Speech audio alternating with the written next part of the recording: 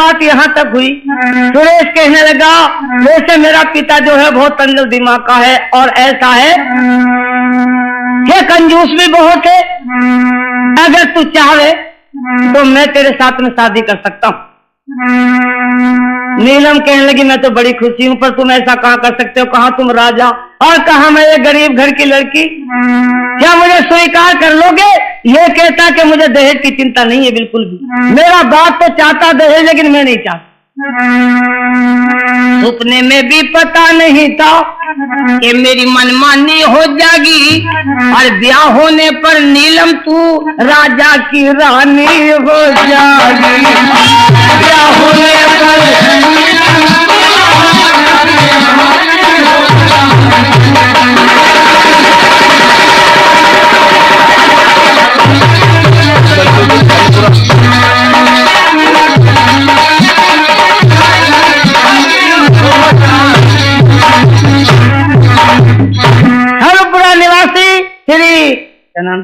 लल्लू सिंह जी ये 2 रुपए अर्पण करते हैं। हार्दिक धन्यवाद, हम शुभ कार्य में लगता रहे। सुरेश बोला नीलम भाई तू खुश भी है अगर मैं कोशिश करूं तो? ये कहने कि मैं तो बहुत खुश हूं, पर ऐसा हो भी जा। कहने लगी चाहे कुछ हो, मैं तो दिलो जान से आपको अपना पति मान चुकी, पर एक काम करते जाना। क्या? मेरी माता ऐसा न हो कभी कहीं और इंतजाम करे मेरी शादी का। मेरी माता के सामने चर्चा करते जाइए जरूर। सुरेश बोला भाई ये तो मेरे लिए बुरी बात। क्यों? अगर मैंने ऐसे कहा तो बुढ़िया अपने दिल में कुछ शक समझेगी कि ये चावल वावल हमारे घर क्या पहुंचा रहा था, ये तो हमारी लड़की को तक रहा था, शायद इसलिए कोई दया कर रहा था। ऐसी बात मैं नहीं चाहता, तू अपने आप कह ले अपनी माता। ये कहने कि मुझे भी तो शर्म लगे, मैं भी कैसे कहूँ अपने मुंह। अब ये गड़बड़ होगी, कहने को कोई तैयार नहीं हो रहा। बुढ़िया इधर वही बुढ़िया आ गई। बुढ़िया जब आ गई कहने लगा सुरेश के माता जी अच्छा मैं तो अब जा रहा हूँ क्योंकि मेरा जाने का समय हो गया, घर जाना है मुझे। बुढ़िया कहने लगी तो सुरेश ने एक बात और कही कि लगान की चिंता मत करना, बिल्कुल मैं किस्त कह के माफ कराता जाऊंगा आपकी। आप चिंता मत करना बिल्कुल भी, और किसी चीज की परेशानी हो तो मुझसे कहो। बुढ़िया कहने लगी बेटा तुम तो हमारे लिए भगवान आ गए। तो बुढ़िया ने एक बात कह दी उस वक्त, क्या मैं जानती हूँ कि तुम भगवान आगे बन करके हमारे लिए। तो बुढ़िया यूं कहने लगी बेटा क्यों मुझको दुख देते? अगर बेटा मेरी बात मान लो, बेटा क्यों मुझको दुख देते और मेरी नीलम बेटी से तुम शादी ही क्यों ना कर लेते? मेरी नीलम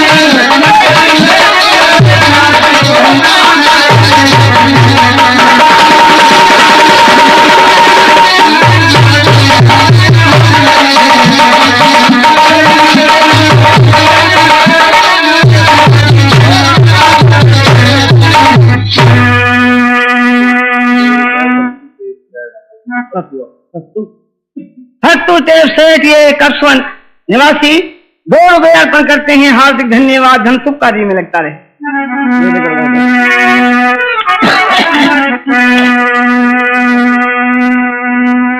सुरेश बोला ले भाई तुझे कहना पड़ा ना मुझे कहना पड़ा, बन गई बात अपने आप। तो देखिए सुरेश कह रहा माता जी मैं इस बात का जवाब अभी फिलहाल दे दूंगा क्योंकि मैं पिता से राय और ले लूं जरा। फिर मैं तो तैयार हूँ, मुझे कोई दहेज की आवश्यकता नहीं है, मैं तो तैयार हूँ। मेरे पिता जो है उसका दिमाग कुछ ऐसा ही, जरा मैं पिता से राय ले लूं। लेकिन नीलम ने यूं कह दिया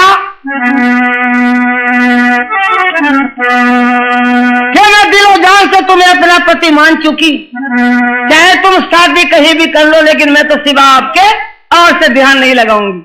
देखिए नियम के पक्के इस तरह के होने चाहिए हमारे देश के अंदर, लड़के और लड़की। क्या जैसे मैं मजबूर में आपके सामने बता रहा, कृतज्ञता कर ली नीलम ने, आपको अपना पति मान चुकी। सुरेश वहां से चला जाता है और ये अपने गांव पहुंच गया गंगापुर।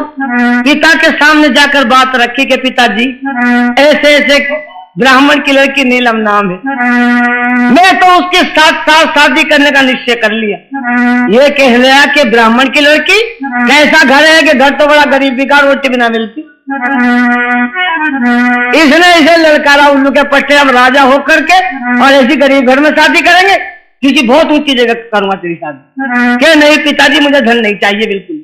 क्या बस मैं तो ये चाहता हूँ कि 1 रुपए से ही ब्याह कर लूंगा, ना मुझे धन की बोरी चाहिए, भले ही हो निर्धन घर की पर खानदान की चोरी।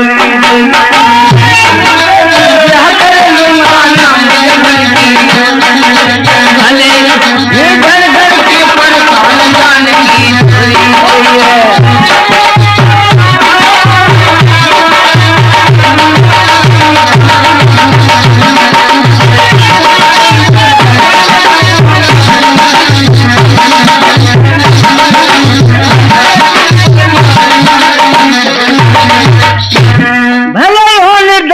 पर खानदान की छोरी चाहिए, क्या पत्नी चाहिए बस इस ढंग की, रहे बन साजी आधे अंक की, और रंग की हो चाहे काली काली, ना मुझको कोई गोरी चाहिए, जैसा मिल जाए वैसा खा ले रे, जीव की नहीं तो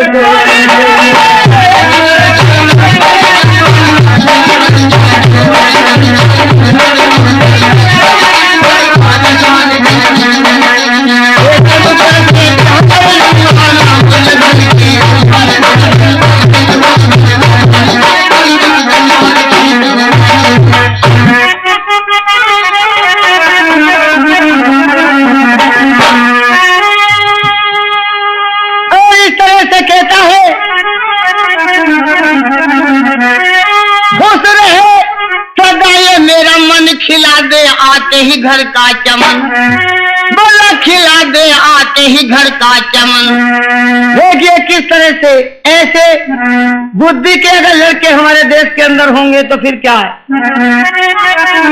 खिला दे आते ही घर का चमन, अमन रहे दिन रात यहाँ पे, अमन रहे दिन रात यहाँ पे, आदत नहीं है चोरी चाहिए, नंद राम के प्रेम भाव की चांद की गैल के पूरी चाहिए।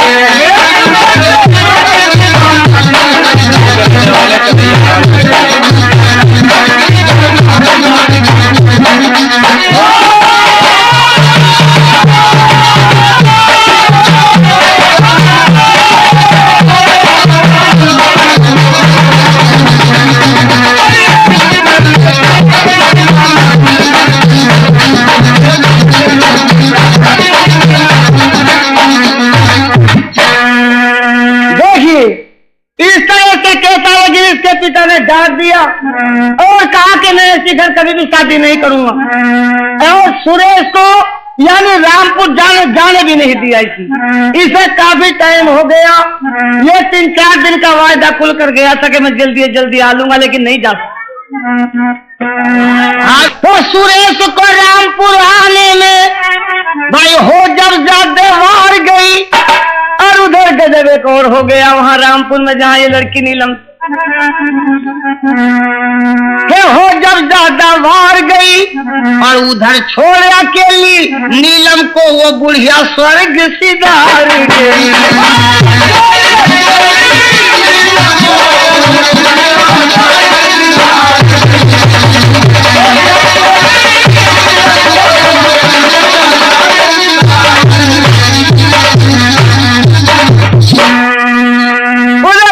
खत्म हो गया, बेचारी के लिए नीलम रह गई। गजब की बात यह हो गई कि रामपुर में यानी एक गुंडा ऐसा रहता था जो तमाम गांव पे बड़ा भारी रोग छाया हुआ था इसका, और कोई इसके सामने बोलने वाला नहीं था। इस बेचारी को इस गुंडे से धर्म बचाना मुश्किल हो गया नीलम।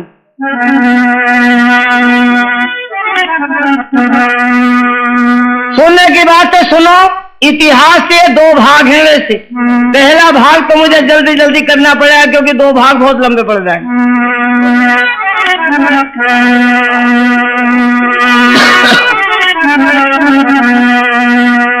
तो इस गुंडे से धर्म बचाना बड़ा मुश्किल पड़ गया नीलम को।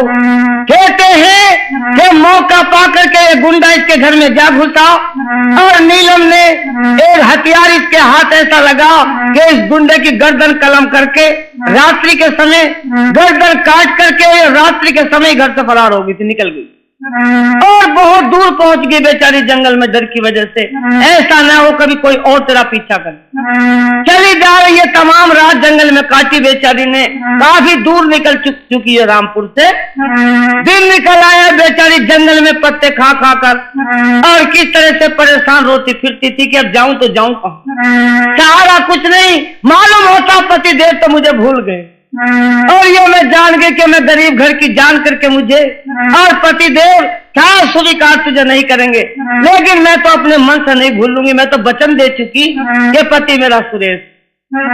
ये बेचारी जंगलों में किस तरह से परेशान है, रो रही थी। एक व्यक्ति उधर को निकला जो एक बड़ा सज्जन व्यक्ति था। इसने देखा कि ये नौजवान लड़की जंगल में निकली है कैसे इस बियाबान।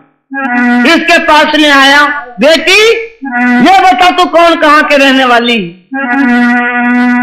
अब ये जब बेटी का शब्द कहा तो इसे कुछ बहुत धीर बंधी के शायद कोई समझदार सज्जन व्यक्ति कहने लगी, पिताजी बस मेरी दशा मत पूछो, मेरे माता पिता मर गए, कोई मेरा संसार में नहीं, तुम्हें अपने पास में ले चलो और आपकी बेटी बन करके आपके घर अपना समय व्यतीत कर लूं। इस बेचारे को दया आई, अपने घर पर ले आया इसे नीलम और ला करके कमलावती नाम था इसकी पत्नी का, इसे दिखाया, देख इसे अपनी बेटी समझ के अपने घर पर। ये बेचारी एक बड़ी दुखियारी, ये गले से लगा लिया, अपनी बेटी बेटी समझने लगी इसे नीलम और ये इसके घर पर रहने लगी। लेकिन होनहार तो बड़ी बलवान होती, जब होनी चक्कर देती है तो चारों तरफ से घेर लेती है, रास्ता नहीं मिलता। कैसे? कमला के घर पर रही, कमला के घर पर रही ये नीलम दिन 4, छुट्टी लेकर आ गया कमला का वो बसंत कुमार। एक लड़का था इसका, ये कहीं बाहर रहता था, छुट्टी लेकर के घर पर आया और इसे देखकर बोला, माँ अरे ये कौन है हमारे घर पर। ये कहने लगी, बेटे ये एक बेचारी बड़ी दुखियारी हमारे घर रहा करेगी, ये हमारे घर रहा करेगी, बड़ी आपत्ति की मारी है, इसके माता पिता है नहीं बेचारी के, लेकिन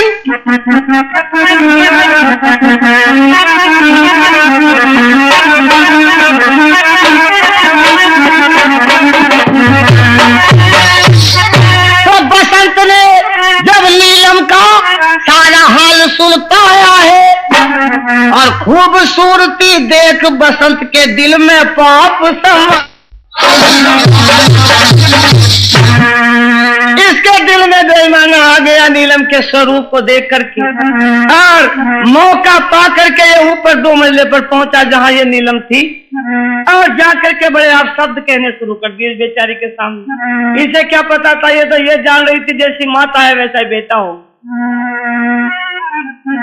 तो क्या आयु के सुरेश बोला नीलम से, क्या बात मेरी नहीं मानोगी और कब तक मुझको तड़पाओ और खाक बनो की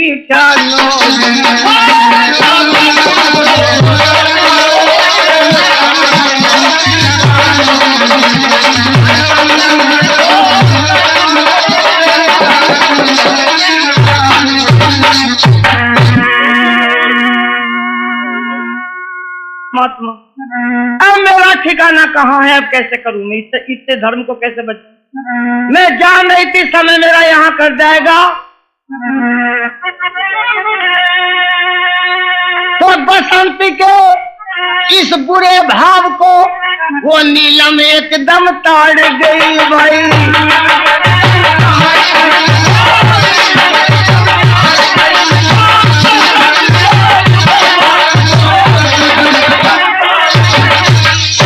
बसंत के इस बुरे भाव को वो नीलम एकदम ताड़ गई और भैया भैया कह करके वो अपना वक्त निकाल गई। भैया भैया